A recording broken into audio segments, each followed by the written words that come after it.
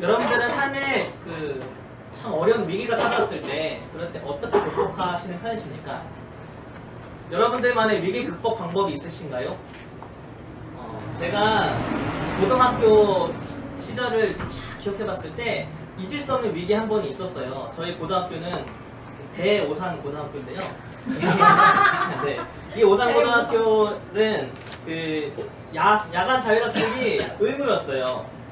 그래서 하고 싶지 않아도 야간 자율학습을 해야 됐습니다. 이제 편하게 야자라고 할게요. 야자를 무조건 했어야 됩니다.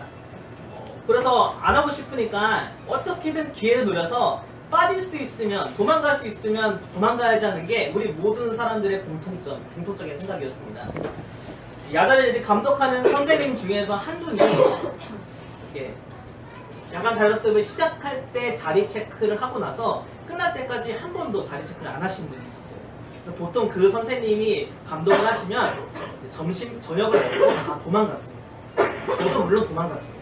근데 문제의 그날도 그분이 감독을 하셨어요. 그래도 저도 여전히 저녁을 먹고 도망갔습니다.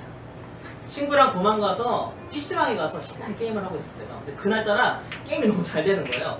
열심히 게임을 하고 있는데 저희 앞에 같은 교복을 입은 한 애라고 생각하고 게임을 열중하는데 알고 보니까 도망갔던 우리를 잡으러 온 거예요. 선생님이 지금 너무 화가 나 있으니까 너네가 내일 교무실에 와. 지금 너의 얼굴을 선생님께 보이면 바로 맞을지도 모르니까 내일 선생님이 교무실에 오란다. 그 말만 전하고 갔습니다. 아 이제 죽었다. 이제 어떻게 해야 되지? 여러분들이라면 이 상황 때 어떻게 행동하셨을 것 같으세요? 저랑 제 친구는 한참 고민하다가 학교로 다시 올라갔습니다. 그래서 야자실 앞에 가서 무릎을 꿇고 앉아 있었습니다. 선생님이 너무 화가 나서 저희를 볼 생각을 안 하시는 거예요. 반장을 시켜서 빨리 안 도망가면 너네 맞는다고 빨리 가라는 거예요. 계속 안 가고 버티고 또 반장이 와서 얘기하고 이런 설왕설래가 계속 왔다 갔다 하다가 결국에는 선생님이 일어서서 그렇게 위협을 했어요. 저희를 너무 무서워서 내일 해결하자고 저와 제 친구가 도망을 갔습니다. 다음날 학교 가기가 너무 싫은 거예요. 근데 학교 가야 되잖아요. 딱 가자마자 바로 교무실로 갔어요. 선생님이 저희가 그 전날 무릎 꿇고 계속 앉아 있었던 거를 정삼참작 해주셨어요. 그래서 매는 맞지 않고 운동장 2바퀴와 반성문으로 이렇게 끝이 났습니다. 근데 아이러니하게도 이 일을 겪은 후에 이 선생님이 오히려 저희를 더 좋아하게 됐어요. 왜냐면 다른 친구들은 다 도망갔는데 그래도 너희들은 와서 무릎 꿇고 잘못했다고 그렇게 계속 앉아있지 않았냐. 그렇게 저희들을 더 좋아하셨어요. 물론 참 값비싼 대가를 치렀어야만 했지만 저는 이 경험을 통해서 한 가지 굉장히 중요한 교훈을 깨달았습니다. 바로 위기 상황 때는요, 위기 때만큼은 정직해지라는 겁니다.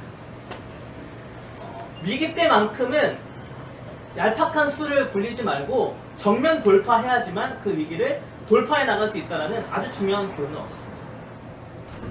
여러분들은 위기 상황에서 그 위기를 어떻게 극복해 나가신지 모르겠어요. 근데 오늘 바울도 위기의 상황에 처해졌고 바울은 정면 돌파뿐만 아니라 굉장히 탁월하고 특별한 방법으로 이 위기를 극복해 나갔습니다. 지난주에 우리 김희민 전사님이 잘 설명해 주신 것처럼 바울이 지금 재판받고 있어요.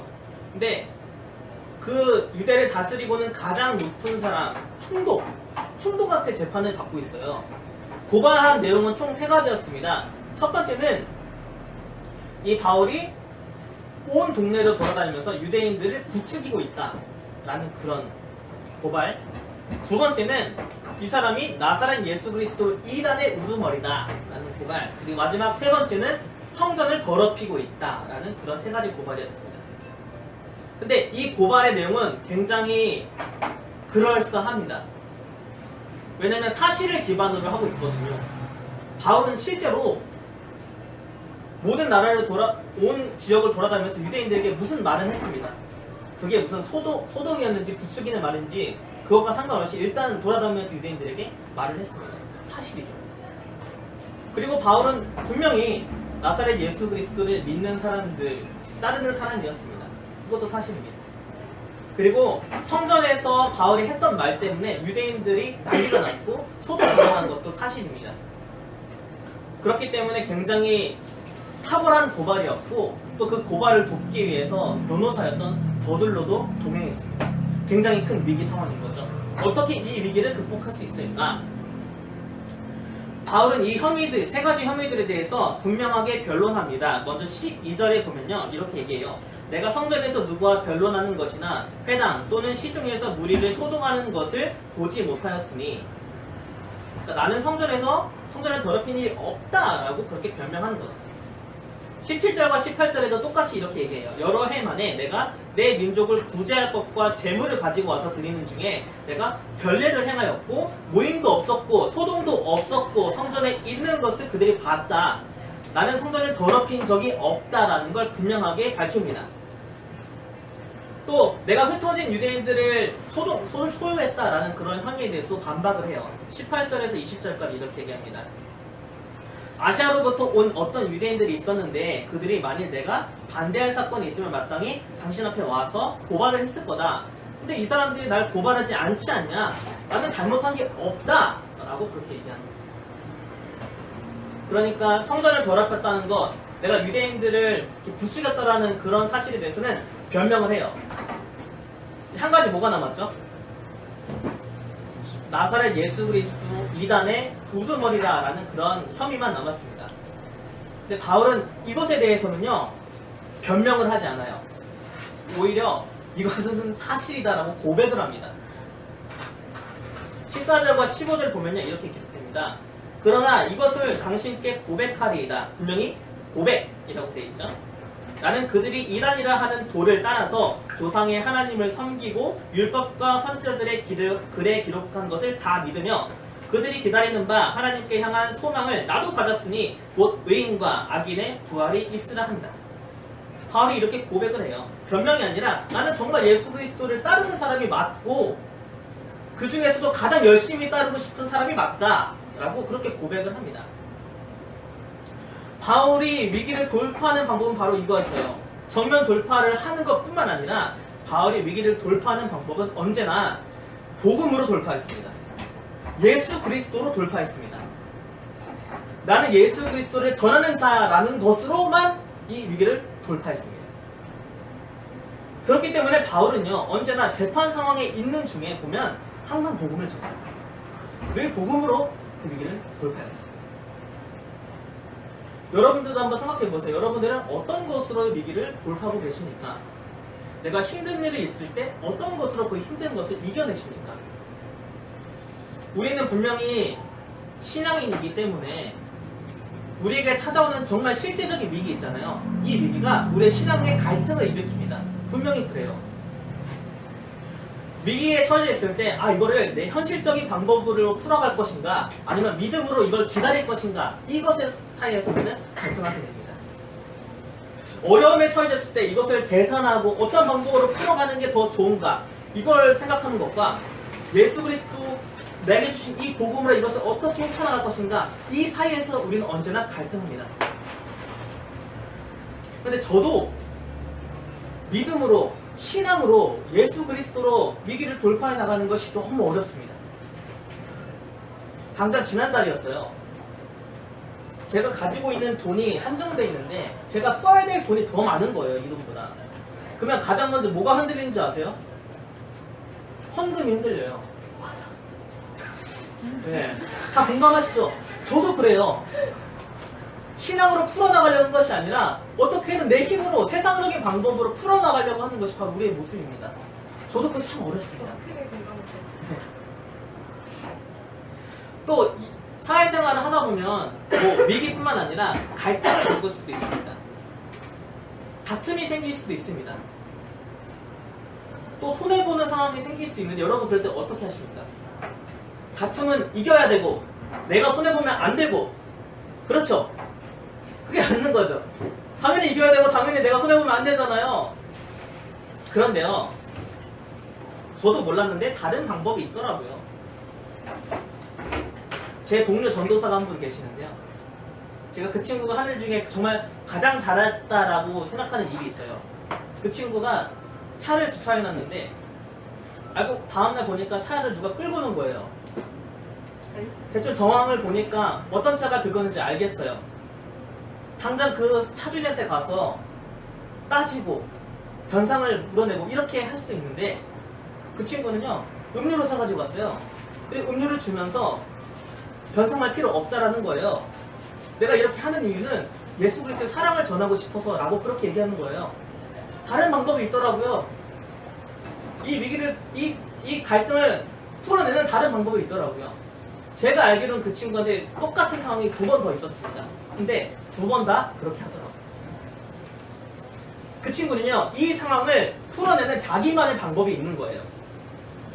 바로 그 상황 속에서 내가 하나님의 사랑을 실천하고 예수 그리스도의 복음을 전하는 방법으로 그 문제를 해결하는 것이죠. 이런 상황이 생긴다면 나는 예수 그리스도를 통하여서 문제를 해결하겠다. 이런 어려움이 찾아온다면 나는 예수 그리스도의 마음으로 이 문제를 해결하겠다라는 나름의 우리의 방법들이 있어야 합니다. 그리고 그 방법을 잘 갈고 닦아야만 합니다. 계속 연습하고 계속 반복해야 되는 거죠. 바울은 고발을 당하는 모든 상황 속에서 예수 그리스도를 고백하는 것으로 문제를 풀어갔습니다. 여러분들 이제 어떻게 문제를 풀어가시겠습니까? 위기의 상황에서 이전과 똑같이 세상적인 방법으로 그렇게 풀어나가시겠습니까? 나를 주장하고 내 이익을 챙기고 다툴 때 지지 않는 그런 모습으로 여전히 있겠습니까? 그렇다면 우리는 언제 믿음을 키울 수 있습니까? 그렇게 똑같이 살아간다면 우리는 언제 믿음으로 세상을 돌파하고 믿음으로 세상을 이기는 것을 길러낼 수 있겠습니까? 오직 믿음으로, 오직 신앙으로, 오직 예수 그리스도로 위기를 돌파해 나가는 연습을 우리는 시작해야 합니다. 갈등이 있을 때, 다툼이 있을 때 예수 그리스도의 마음으로 풀어나가는 그런 우리들의 삶이 되기를 오늘 결단했으면 좋겠습니다. 16절에 보면 바울이 굉장히 멋진 고백을 하나 해요. 16절 말씀 우리 한번 같이 읽어볼까요? 함께 읽겠습니다. 시작. 이것으로 말미암아 나도 하나님과 사람에 대하여 항상 양심의 거리낌이 없기를 힘쓰나이다. 네. 바울이 힘썼던 건 바로 이겁니다. 하나님 앞에서나 또 사람들 앞에서 거리낌이 없는 모습으로 살기를 힘썼습니다. 바울이 이 거리낌이 없다라는 단어를 2번 더 쓰는데요. 다른 단어로 성경은 번역했더라고요. 허물이 없다라는 표현. 그러니까 하나님 앞에서나 사람 앞에서 허물이 없는 모습.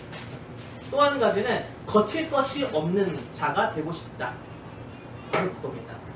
바울의 목표는 하나님 앞에서나 사람 앞에서 허물이 없는 모습으로 서 있는 것. 거칠 것이 없는 자가 되는 것. 거리낌이 없는 모습으로 서 있는 것이 바로 바울의 목표였습니다. 참 놀라운 목표 아닙니까? 근데 저는 바울의 이 고백을 보면서 요셉이 생각이 났어요. 요셉도 바울과 참 비슷한 상황을 겪었어요. 억울한 일을 당했고 그리고 신앙으로 그걸 이겨내는 결과는 감옥에 갇히는 거였죠. 하지만 요셉도 바울과 똑같이 고백을 합니다. 내가 어찌 큰 악을 행하여 하나님께 죄를 짓겠습니까? 요셉의 목표도 똑같았어요. 어떤 상황이든 나는 하나님 앞에서 죄를 짓고 싶지 않다. 바울도 똑같죠. 하나님 앞에서나 사람 앞에서 허물 없는 모습으로 계속 서 있고 싶다.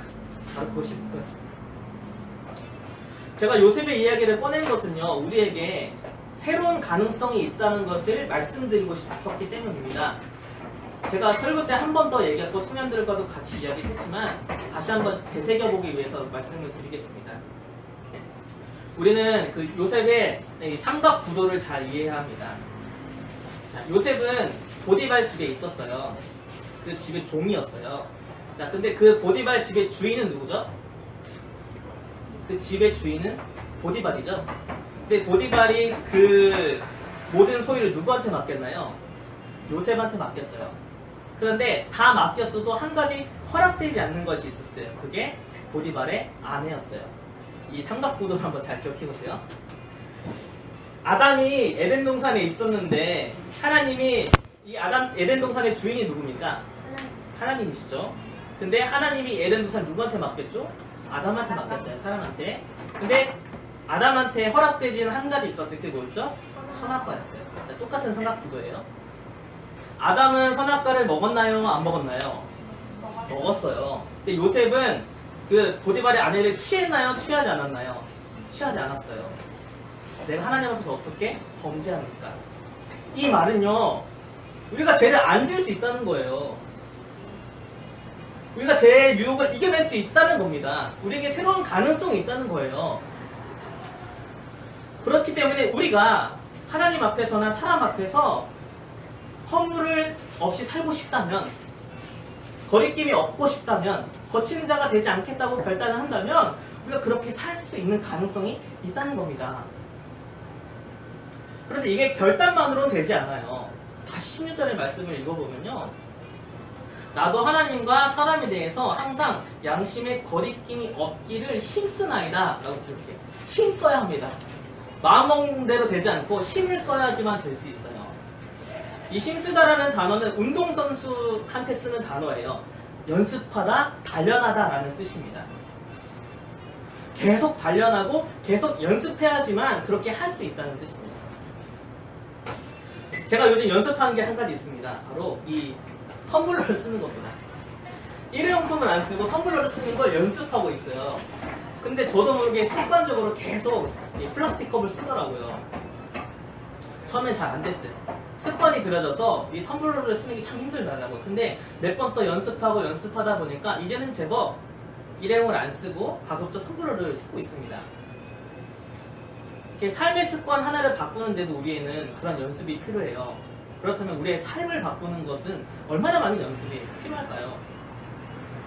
하지만 우리가 연습하지 않는다면, 단련하지 않는다면 우리 안에는 죄를 쫓아가는 완고한 의지가 있기 때문에 금방 은혜를 까먹습니다.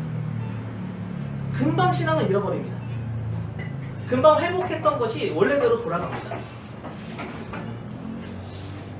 비단 뭐 신앙뿐만 아니라 우리가 우리의 삶에 있어서도 내 삶에 어떤 노력도 지금 안 하고 있을 수도 있습니다. 어떤 연습도 어떤 단련도 하지 않는 그런 모습으로 살아갈지도 모릅니다. 그런 무기력한 모습, 그런 포기하는 모습, 그런 매너리즘, 이것에 빠져 있을 수도 있습니다. 하지만 우리는 그렇게 살면 안 됩니다. 우리가 좀 더 나은 내 미래를 위해, 좀 더 나은 내 모습을 위해서 여러 가지 노력하는 거 있잖아요. 뭐 운동도 하고, 식단 조절도 하고, 공부도 하고, 책도 읽고, 이런 여러 가지 노력을 지금 하고 계신 분도 계시잖아요. 비단 우리의 삶을 위해서도 그런 노력을 하는데, 우리가 과연 우리의 신앙을 위해서는 어떤 노력을 하고 있는가, 죄를 짓지 않기 위하여서 어떤 단련을 하고 있는지 우리의 삶을 돌아보길 원합니다. 바로 죄의 유혹이 있을 때 고개를 돌리는 훈련을 해야 돼요. 죄의 유혹이 있을 때 그것을 끊어내고 그 자리를 피하는 단련을 계속해서 해야 합니다. 그렇지 않으면 우리는 똑같이 계속 죄의 모습을 되풀이할 수밖에 없는 것입니다. 얼마 전에 영상을 하나 봤어요.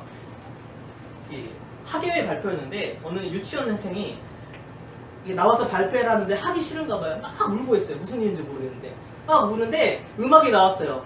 울고 있지만 몸을 춤을 추는 거예요. 그대로.